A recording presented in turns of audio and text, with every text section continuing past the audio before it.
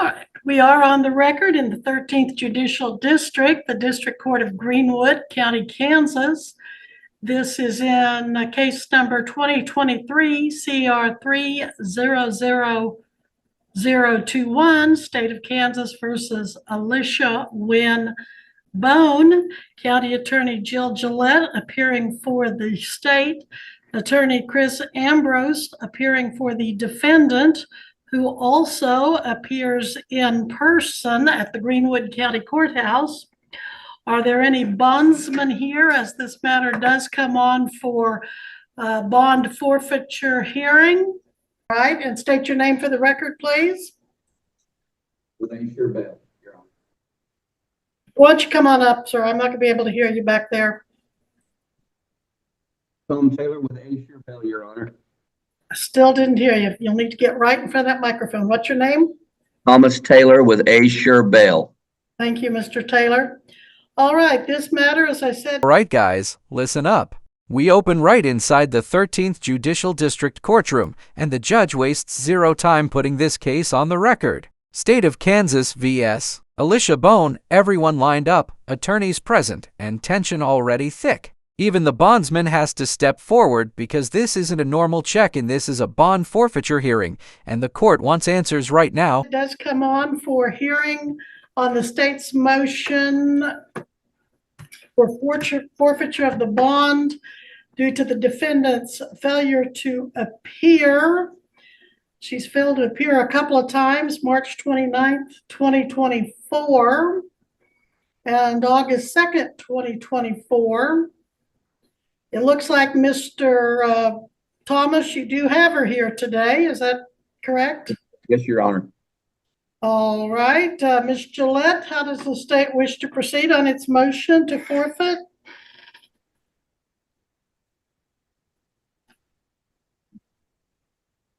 Jill, you're muted. Since the bondsman's brought her in and turned her in, we'll withdraw the motion for forfeiture, but we'd like her taken into custody. The bond is currently set at $30,000 cash or professional surety. Mr. Ambrose, anything you want to be heard on?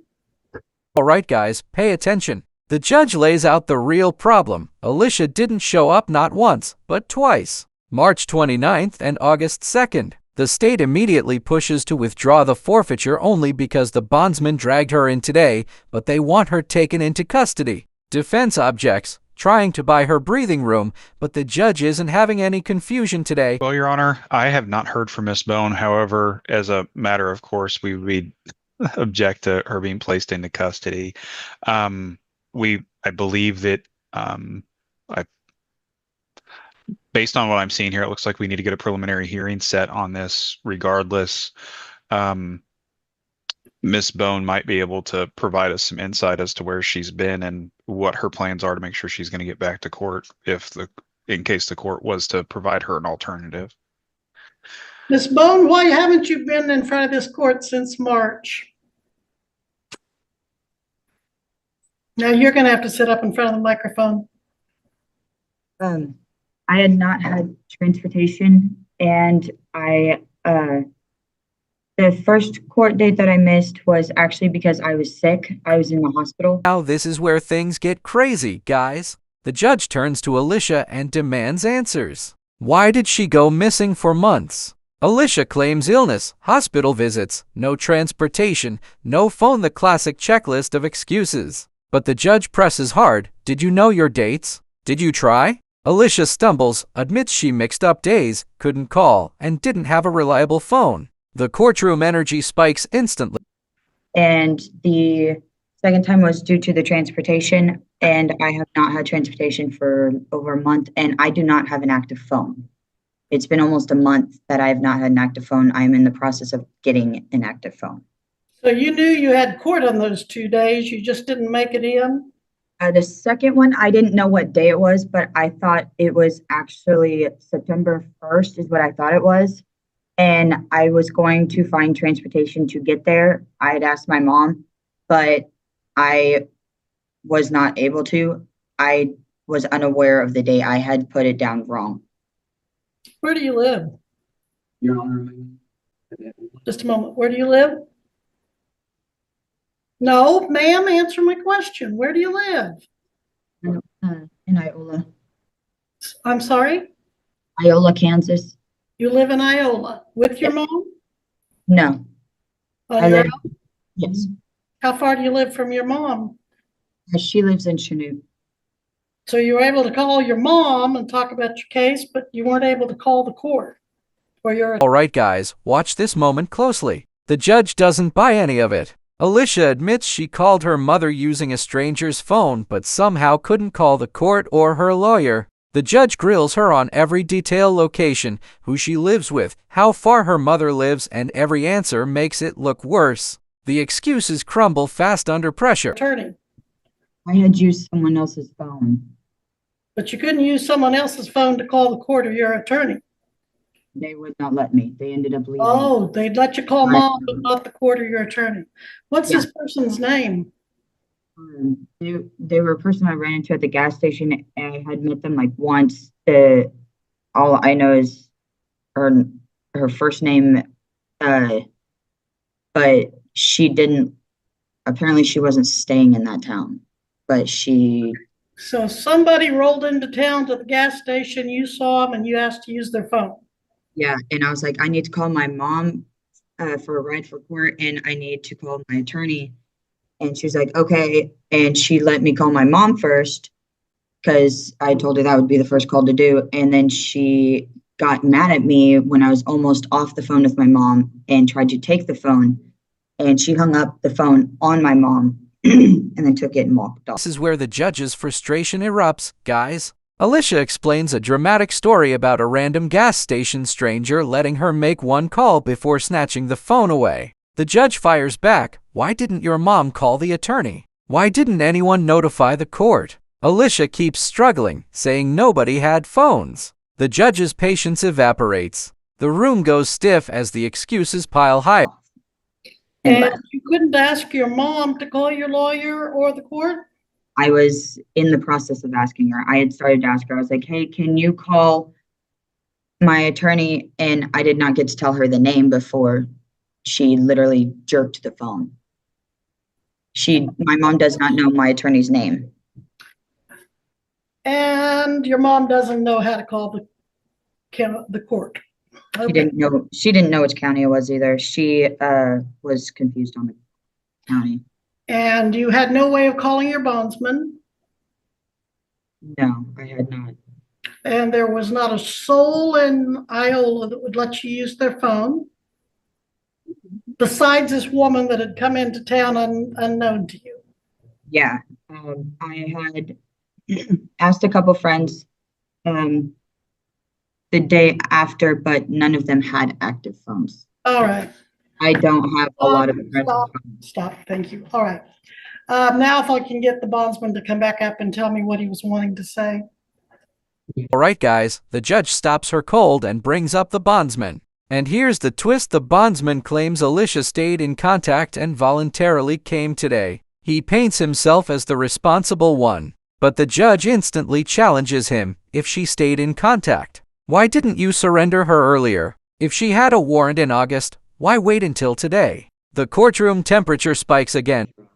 Once I made contact with her that the forfeiture hearing was in place, and I know I've spoken this to you before, that I tell them we can do this the easy way or the hard way. And if they stay in contact with me and till the time comes, then we will get her over here. And I didn't have to put her in handcuffs or any of that stuff. She voluntarily came today. I just wanted to make sure you knew that part of it. It wasn't a hunting her down and bringing her in, Your Honor. She voluntarily came today, but she didn't come the last two times. Right. Well, like I said, I was just adding my point that she did voluntarily come with me, and she did stay in contact with me once I let her know there was a forfeiture and that we needed to bring her over for that court date. And so she did. And when was that? I couldn't tell you the exact date. It's been 30 days probably that when I got it. And like I said, I contacted her and let her know what the date was. And you know, like I said, I usually tell them if I can make contact with them and they're receptive to that, and we can get them in here and they'll walk in with them, then I'm okay with that versus having to put them in handcuffs and take them to jail. And they stayed in contact with me, and actually reminded me last night of the court date today. So they were helpful that way. She was helpful that way. She told This next part is brutal, guys. The judge calls the bondsman's actions troubling and dangerously close to aiding a felon by letting her stay out months after a warrant. And the bond office even had a notice delivered back in August. The judge warns him hard this isn't how the system works. Bringing someone at the last minute isn't doing your job. Everyone in the room feels the pressure. told you last night what her court date was? Right. She reminded me. Yes. Yes, Your Honor. Well, Mr. Taylor, what troubles me, besides the obvious defendant not appearing, is that the post office says they delivered notice to you of this hearing in Chanute, Kansas, August 19th, 2024 at 10:26 a.m. And you're just now getting her to me, and yet you said she's been in contact with you. Yes, Your Honor. So you don't make them, you don't surrender them until you, I don't understand why you didn't turn her in before now. When you give us the court date that I have to present them on that day, if I can make contact with them and they're working jobs and they're trying to continue their life and do it right, and they'll follow that, I get them in here for that new court date. Well, I see that as potentially aiding a felon, or when you know that they've got an active warrant and you don't turn them in. I have a real problem with that. And you've known since August 19th she had an active warrant, and you chose to wait until today to turn her in. So that's very troubling to me. So, Ms. Gillette, again, at this time, you're wanting to set aside the motion to forfeit the bond? Yes, usually when they do bring them in by the court date, I agree that she should have been. All right, guys, the prosecutor jumps in with fire. She reminds the court this is Alicia's second failure to appear. She points out Alicia ignored Zoom options, didn't call her attorney, didn't update her address, didn't notify her bondsman properly. The prosecutor pushes for custody immediately. Take her in today. She makes it clear Alicia avoided the system and relied on luck, not responsibility. Been brought in earlier. Waiting till the last minute's not appropriate when they have an outstanding bond and warrant on them. This is her second warrant for failure to appear. It's not that hard to dial in from Zoom. If you can't Zoom from here, the bondsmen will make sure to help you. Her prior bondsman was Don Kirkman. You get a hold of your bondsman and say, hey, I don't have a way to court, or I don't have a way to Zoom. They'll get you Zoomed in. She didn't do that. In fact, she didn't contact her attorney. She hasn't been in contact with anyone. And we haven't had a current phone number or address up here at the court for her. It's important that you contact the court when we give you a hearing date and you're here and you get that hearing time. It is not hard to Zoom. Yesterday, Judge Ricky made the comment. I thank you, sir, for Zooming in from Arizona when we have people that are 2 blocks from the courthouse that can't Zoom. These are Zoom hearings where she could have been on television and not had to be brought to the courthouse.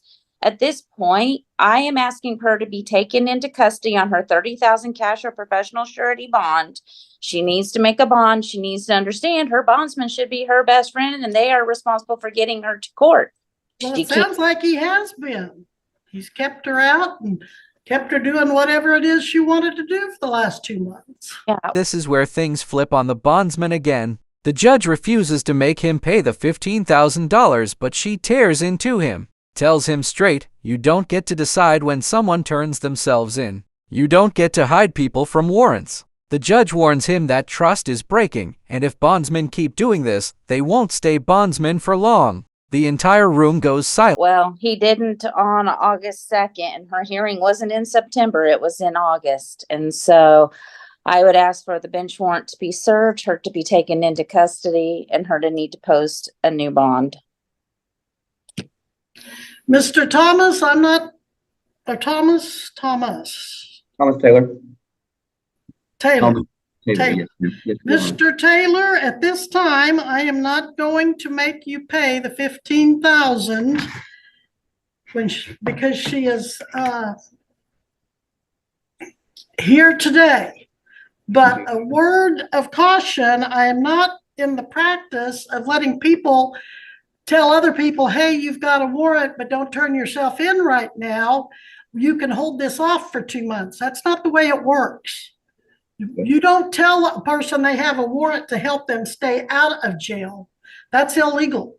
You tell people I they tell have a them they have a warrant. warrant and they can turn themselves in, but I have a forfeiture date on this, and that way, Your Honor. Sir, it is not an option when they have a warrant for them to decide when they're going to turn themselves in. It's not your position to decide how long you're going to give them before they come to court. You know, we trust bondsmen, and if we can't trust the bondsmen to do what they say they're going to do, then we... All right, guys, buckle up.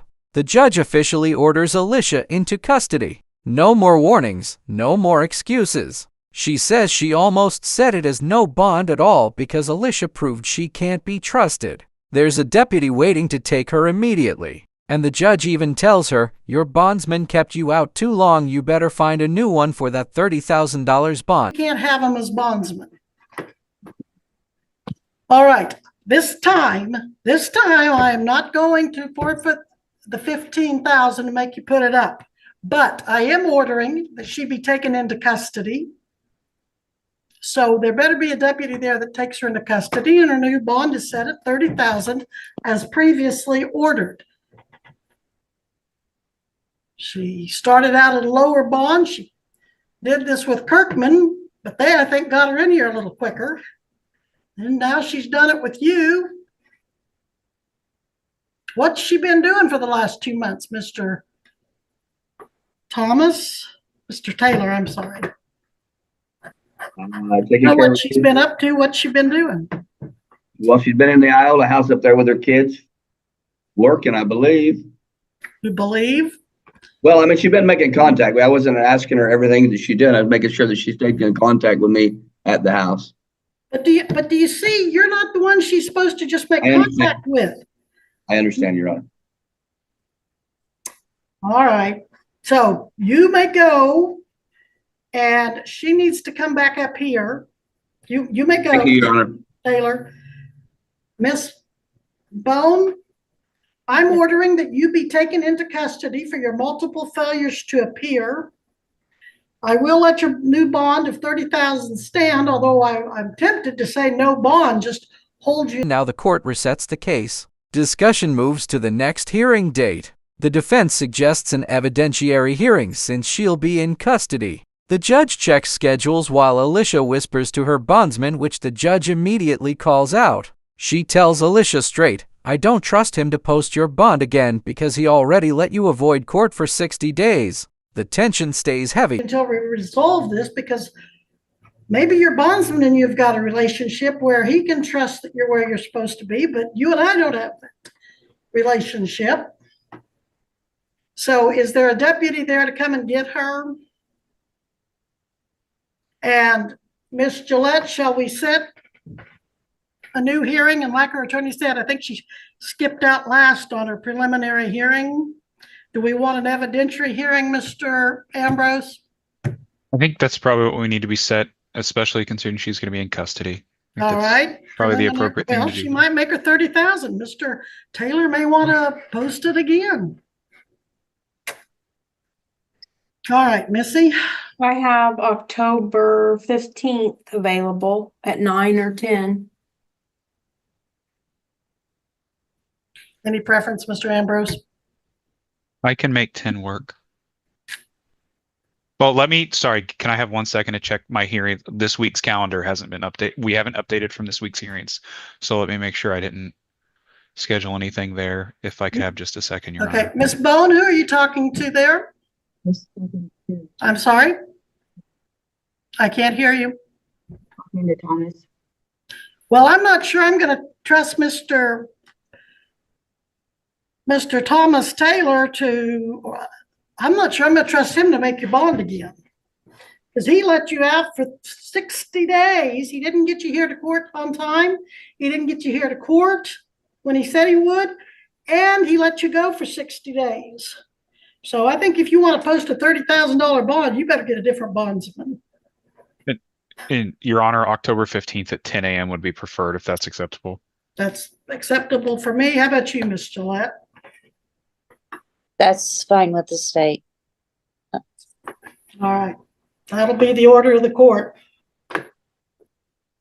Maybe we need to review our list of bondsmen. Maybe they need to understand what their roles are as bondsmen. But this is totally unacceptable. With that said, we are in recess. Deputies, make sure you take this young lady into custody.